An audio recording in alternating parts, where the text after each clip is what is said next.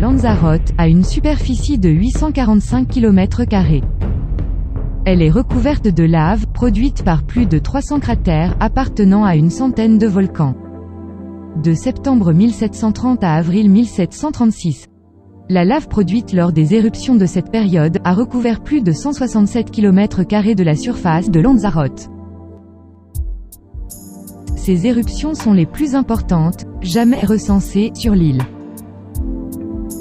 Depuis ce temps, les volcans se sont refroidis. En surface, une croûte a pu se former, mais pour le Clérigo d'Uarte, celle-ci ne fait que 2 mètres d'épaisseur. D'une beauté indescriptible, le parc de Timanfaya nous ferait presque penser au paysage lunaire. Si nous retirons notre atmosphère terrestre, en un clin d'œil, nous sommes sur la Lune. Je pense que nous devrions avoir une vision plus ou moins telle que ceci.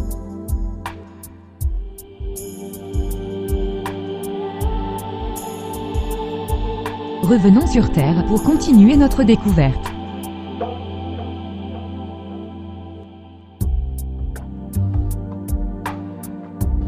Avant, sur cette immense étendue, se trouvait la terre, la plus fertile de Lanzarote. Après ces éruptions, la plaine fut recouverte par 8 millions de mètres cubes de lave. Plusieurs petits villages typiques ont été également complètement détruits.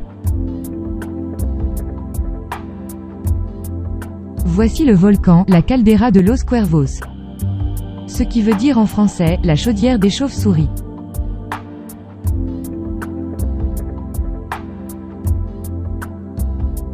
Doucement, nous arrivons au point de départ de notre visite. Au restaurant El Diablo, sur la montagne del Fuego. Construit par l'architecte César Manrique. El Diablo est un restaurant unique. D'où les chefs cuisiniers ont un accès libre et direct à un barbecue un peu spécial. Celui-ci ressemble plutôt à un puits creusé vers les profondeurs de la terre. Et semble connecté au souffle brûlant de l'enfer. C'est précisément cette chaleur, comprise entre 450 et 500 degrés, qui profite à la cuisson des mets. Cette cuisson a été reconnue par les scientifiques comme une façon de cuire très saine. Depuis le restaurant, nous jouissons toujours d'une vue exceptionnelle. À l'extérieur du restaurant, des démonstrations sont effectuées pour montrer la puissance du magma, se situant à une dizaine de mètres sous nos pieds. Ces branchages s'embrasent très facilement sous les effets de la chaleur qui s'échappe par une fissure dans la lave.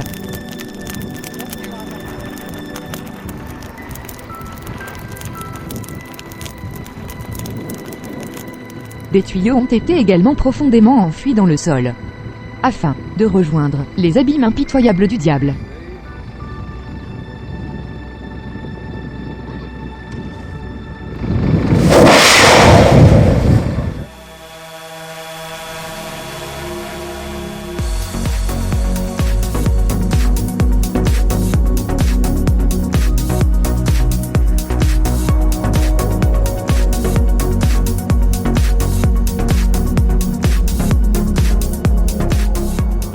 Depuis la nuit des temps, l'homme a dû faire face dans son environnement à diverses menaces. Certaines d'entre elles ont pu être contrôlées par son intelligence. Mais devant l'énorme puissance de la nature, il ne sait pas agir.